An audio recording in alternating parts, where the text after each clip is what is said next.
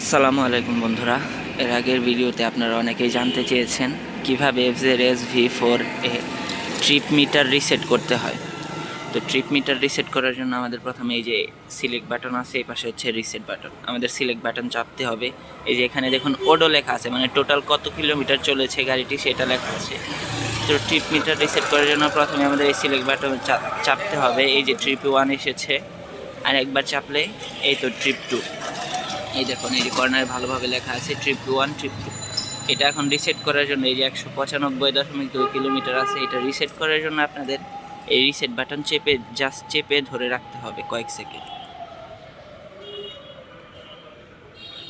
এই তো দেখুন 0 হয়ে গেল।